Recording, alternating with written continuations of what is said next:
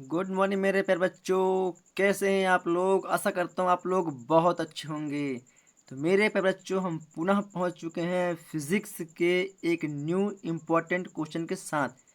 तो मेरे प्यारे बच्चों, बने रहिए आप लोग हमारे रिस्क स्टडी यूट्यूब चैनल पर।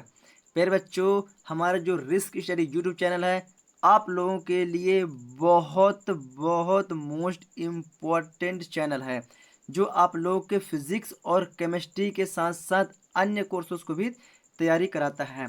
तो चलिए प्यारे बच्चों, हम बात करते हैं पहले फिजिक्स के बहुत ही मोस्ट इम्पोर्टेंट क्वेश्चन के साथ। तो बने रहिए हमारे यूट्यूब चैनल रिस्क स्टडी पर। तो चलिए प्यारे बच्चों, हम बात करते हैं कि परावैद्युतांक पदार्थ किसे कहते हैं तथा ये कितने प्रकार के होते हैं, उदाहरण सहित समझाइए।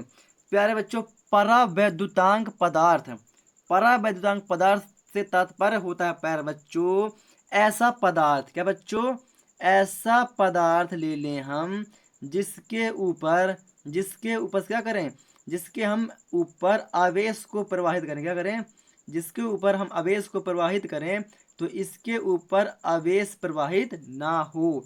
कहने के तात्पर्य क्या है कि अगर हम इसे किसी किसी करंट से जोड़ दें, क्या, करंट से जोड़ दें तो इसमें करंट प्रवाहित ना हो, क्या बच्चों, इसमें करंट प्रवाहित ना हो, लेकिन विद्युत प्रवाह को प्रदर्शित करे। क्या, आवेश प्रवाहित तो ना हो लेकिन इसमें विद्युत है, इस चीज को यह प्रदर्शित करे। अर्थात किसी चीज से हम टेस्टर के चेक करें तो वह हमें प्रदर्शित करे कि इसमें करंट है, लेकिन उसके न होने के हमें अनुभव कराए। उसी को हम क्या बोलते हैं, उसी को बोलते हैं परावैद्युतांक पदार्थ, जो अपने ऊपर से तो धारा का प्रवाह नहीं होने देता है, जो अपने ऊपर से धारा का प्रवाह तो नहीं होने देता है, लेकिन आवेश के होने की उपस्थिति को दर्शाता है, लेकिन विद्युत धारा को या विद्युत आवेश को या विद्युत प्रभाव की उपस्थिति को दर्शाता है। ऐसे पदार्थ क्या कहलाते हैं, ऐसे पदार्थ परावैद्युतांक पदार्थ कहलाते हैं, परावैद्युतांक पदार्थ कहलाते हैं। जैसे प्यारे बच्चों, रबड़, क्या बच्चों, रबड़, क्या प्यारे बच्चों, रबड़ में क्या करंट आता है क्या? नहीं। हम रबड़ का ग्लव्स पहन के हम करंट को क्या करते हैं, करंट को हम पकड़ लेते हैं, पकड़ लेते हैं कि नहीं पकड़ लेते हैं, लेकिन हमें करंट नहीं लगता। लेकिन उस रबड़ पे अगर कोई टेस्टर से संकेतित करेगा, चेक करेगा तो उसमें करंट प्रदर्शित करेगा कि इसमें करंट है। तो बच्चों, ये हो गया हमारा पहला उदाहरण। दूसरा हम ले लेते हैं प्लास्टिक, क्या बच्चों, दूसरा ले लेते हैं प्लास्टिक। प्लास्टिक भी एक क्या, परावैद्युतांक पदार्थ है। तीसरा पर बच्चों कांच, तीसरा बच्चों कांच। चौथा हो गया मोम। फिर बच्चों ये जो पदार्थ हैं ये सभी परावैद्युतांक पदार्थ के अंतर्गत आते हैं, यही होते हैं हमारा परावैद्युतांक पदार्थ। अब फिर बच्चों, जो परावैद्युतांक पदार्थ की जो डेफिनेशन कुछ इस प्रकार से बनेगी कि वे पदार्थ जिनके ऊपर आवेश प्रवाहित करें तो उसके ऊपर से आवेश प्रवाहित नहीं होता है, लेकिन विद्युत आवेश को प्रदर्शित करता है। क्या कहलाता है? ऐसे पदार्थ परावैद्युतांक पदार्थ कहलाते हैं, ऐसे पदार्थ परावैद्युतांक पदार्थ कहलाते हैं। वास्तव में यह विद्युत रोधी पदार्थ होते हैं। क्या होते हैं? विद्युत रोधी। क्या बच्चों? विद्युत रोधी पदार्थ होते हैं। क्या होते हैं? वास्तव में क्या होते हैं? विद्युत रोधी, मतलब विद्युत के खिलाफ पदार्थ होते हैं। फिर बच्चों अब बात करते हैं इनके प्रकार की। तो फिर बच्चों यह कितने प्रकार का होता है? यह दो प्रकार का होता है। कितने प्रकार का होता है बच्चों? यह दो प्रकार का होता है। तो पहला प्रकार कौन सा है बच्चों? पहला हो गया हमारा ध्रुवीय। क्या बच्चों? ध्रुवीय परावैद्युत पदार्थ, परावैद्युत पदार्थ। और दूसरा क्या हो गया बच्चों? दूसरा हो गया हमारा अध्रुवीय परावैद्युत पदार्थ। पहले जो पहला ध्रुवीय, दूसरा हो गया अध्रुवीय परावैद्युत पदार्थ। तो हम बात करते हैं पहले बच्चों किसकी? पहला बात करते हैं हम ध्रुवीय की। किसकी बच्चों? ध्रुवीय परावैद्युत पदार्थ। क्या बच्चों? ध्रुवीय परावैद्युत पदार्थ। तो पहले जो ध्रुवीय परावैद्युत पदार्थ वे पदार्थ कहलाते हैं जिनके केंद्र बिंदु, जिनके धन आयन और ऋण आयन के, कैसे बच्चों? जिनके धन आयन और ऋण आयन के केंद्र बिंदु, क्या बच्चों? केंद्र बिंदु क्या होते हैं? संपाती नहीं होते हैं, मतलब एक समान नहीं होते हैं, एक समान नहीं होते हैं। ऐसे पदार्थ क्या कहलाते हैं? ध्रुवीय पदार्थ। क्या कहलाते हैं बच्चों? ध्रुवीय पदार्थ कहलाते हैं। पर बच्चों ध्रुवीय पदार्थ का जो उदाहरण क्या होता है? वह होता है H2O। H2 क्या होता है बच्चों? जल। मान लेते हैं बच्चों ये हमारा पानी है। क्या बच्चों? पानी। क्या बच्चों अब हमको क्या पता होता है कि पानी का केंद्र बिंदु कौन सा होगा? धन आयन का केंद्र बिंदु कौन सा होता है? ऋण आयन का केंद्र बिंदु कौन सा होता है? बच्चों पानी को हम मान लेते हैं इसको आधा कर दिए, तो ये अलग अलग भागों में डिवाइड हो गया है। तो ये जितने भागों में हम इसे बांट देंगे बच्चों, इसका अलग अलग केंद्र बिंदु बन जाता है। क्या बच्चों? इनका अलग अलग केंद्र बिंदु बन जाता है। तो क्या होगा? वह पदार्थ जिनके धन आयन और ऋण आयन के केंद्र बिंदु आपस में संपाती नहीं होते हैं, मतलब आपस में समान नहीं होते हैं, ऐसे पदार्थ क्या कहलाते हैं? ऐसे पदार्थ ध्रुवीय परावैद्युत पदार्थ कहलाते हैं। क्या कहलाते हैं बच्चों? ध्रुवीय परावैद्युत पदार्थ कहलाते हैं। इसका एक और उदाहरण बच्चों HCl, हाइड्रोक्लोरिक अम्ल। ये भी बच्चों एक क्या है? यह भी एक द्रवीय पदार्थ है। पर बच्चों जितने भी द्रवीय पदार्थ होते हैं उनका धन आयन और ऋण आयन का केंद्र बिंदु आपस में संपाती नहीं होता है।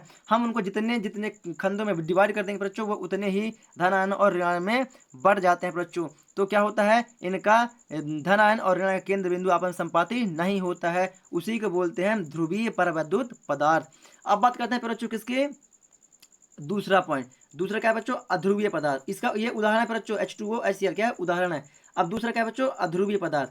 दूसरा यहाँ पर डाल लेते हैं बच्चों अध्रुवीय, अध्रुवीय पदार्थ। तो वे पदार्थ बच्चों, वे पदार्थ जिनके धन आयन और ऋण आयन। तो बच्चों वे पदार्थ जिनके धन आयन और ऋण आयन का केंद्र बिंदु, क्या बच्चों? धन आयन और ऋण आयन का केंद्र बिंदु आपस में क्या होता है? संपाती होता है। क्या बच्चों? आपस में संपाती होता है। क्या बच्चों? आपस में संपाती होता है।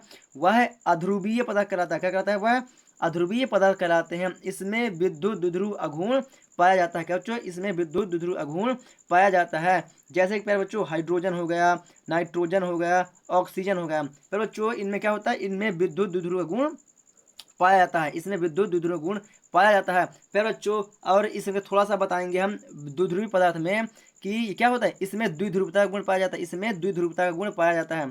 इसमें द्विध्रुवता का गुण पाया जाता है तथा इन्हें आरोपित करने पर क्या करने पर? पहले बच्चों इन्हें आरोपित करने पर क्या हो जाते हैं? यह संरेखित हो जाते हैं। क्या हो जाते हैं? ये संरेखित हो जाते हैं। कौन से बच्चों? ध्रुवीय पदार्थ। लेकिन अध्रुवीय पदार्थ में ऐसा कुछ भी नहीं होता है। इनका केंद्र बिंदु, इनका धन आयन और ऋण आयन का केंद्र बिंदु क्या होता है? आपस में संपाती होता है। क्या होता है? आपस में संपाती होता है तथा ये विद्युत द्विध्रुव अगुण को प्रदर्शित करते हैं तथा इनका केंद्र बिंदु संपाती भी होता है। तो यह क्या कहलाते हैं? यही अध्रुवीय परावैद्युत पदार्थ कहलाते हैं। तो ऐसा करने पर बच्चों आप लोग परावैद्युत पदार्थ किसे कहते हैं तथा इनके प्रकार ध्रुवीय परावैद्युतांक पदार्थ और अध्रुवीय परावैद्युतांक पदार्थ किसे कहते हैं, ये दोनों आप सभी को, ये तीनों आप लोगों को पूरी भली भांति समझ में आ चुका होगा। तो चलिए फिर बच्चों अब हम चलते हैं इसके नोट्स कॉपी पर। तो ये रहा बच्चों हमारी नोट्स कॉपी। तो फिर बच्चों क्या मैंने यही बताया है परावैद्युतांक पदार्थ कि वे पदार्थ जिनके ऊपर से आवेश का प्रवाह नहीं होता है लेकिन विद्युत प्रभाव को प्रदर्शित करते हैं, ऐसे पदार्थ परावैद्युत पदार्थ कहलाते हैं। जैसे रबर, प्लास्टिक, कांच, मोम। प्यारे बच्चों ये हो गया हमारा उदाहरण। तो प्यारे बच्चों आप लोग वीडियो को रोक इतना लिख लीजिएगा। यह दो प्रकार का होता है, पहला अध्रुवीय परावैद्युतांक पदार्थ और दूसरा अध्रुवीय परावैद्युत पदार्थ। पहला ध्रुवीय परावैद्युत पदार्थ, दूसरा अध्रुवीय परावैद्युत पदार्थ। तो प्यारे बच्चों आप लोग इतना वीडियो को रोक के प्रॉपर तरीके से लिख लीजिएगा। मैं वीडियो को थोड़ा सा आगे की ओर करता हूँ। तो प्यारे बच्चों ये रहा हमारा ध्रुवीय परावैद्युत पदार्थ और अध्रुवीय परावैद्युत पदार्थ। तो प्यारे बच्चों आप लोग ध्रुवीय परावैद्युत पदार्थ को लिख लीजिए।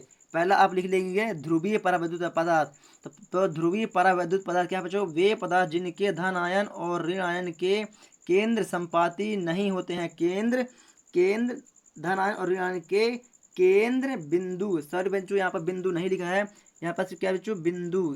इसमें क्या है? बिंदु। क्या बच्चों? बिंदु। बच्चों आप लोग यहाँ पर लिख लीजिएगा केंद्र बिंदु संपाती नहीं होते हैं, ध्रुवीय परावैद्युत पदार्थ कहलाते हैं। इनमें द्विध्रुवता का गुण पाया जाता है। इन्हें आरोपित करने पर क्या? आवेश की दिशा में संरेखित हो जाते हैं। पर जो थोड़ा सा मैं इसको लेट बताया था, लेकिन मैंने पूरा प्रॉपर तरीके से यही चीज़ बताया हुआ है आप लोगों को। चलिए बच्चों, आप लोग आशा करता हूँ कि आप लोग वीडियो को रोक के आप लोग द्विध्रुव परावैद्युत पदार्थ लिख लिए होंगे। अब बात करते हैं पर बच्चों अध्रुवीय परावैद्युत पदार्थ। पर बच्चों आप लोग उदाहरण भी लिखते चलिएगा, उदाहरण भी लिखा हुआ है। अब बात करते हैं प्यारे बच्चों अध्रुवीय परावैद्युत पदार्थ। तो प्यारे बच्चों अध्रुवीय परावैद्युत पदार्थ क्या कहलाता है कि अध्रुवीय परावैद्युत पदार्थ वे पदार्थ जिनके धन आयन और ऋण आयन के केंद्र बिंदु क्या होते हैं, आपस में क्या होता है बच्चों, आपस में केंद्र इन वे पदार्थ जिनके धन आयन और ऋण आयन के केंद्र बिंदु, सॉरी बच्चों यहाँ भी बिंदु नहीं लिखा हुआ है, बिंदु क्या होते हैं, आपस में संपाती होते हैं, ध्रुवीय परावैद्युत पदार्थ कहलाते हैं। इनमें विद्युत द्विध्रुव अगुण पाया जाता है, इनमें विद्युत द्विध्रुव अगुण पाया जाता है। इसका उदाहरण है हाइड्रोजन, नाइट्रोजन और ऑक्सीजन। तो प्यारे बच्चों अगर आप लोग को यह चीज़ समझ में आ गई है तो प्लीज़ आप लोग वीडियो को रोक के लिख लीजिएगा। और अगर आप लोग को लगता है कि हमारा रिस्क स्टडी यूट्यूब चैनल आप लोगों के लिए बहुत ही फ़ायदेमंद है तो प्यारे बच्चों आप लोग हमारे चैनल को सब्सक्राइब करके बेल आइकन को जरूर दबाएं ताकि आने वाली हर एक वीडियो की नोटिफिकेशन आप लोग को मिलती रहे। चलिए प्यारे बच्चों हम मिलेंगे आप लोगों के साथ एक न्यू वीडियो के साथ, तब तक के लिए आप लोग के वंदे मातरम, जय हिंद।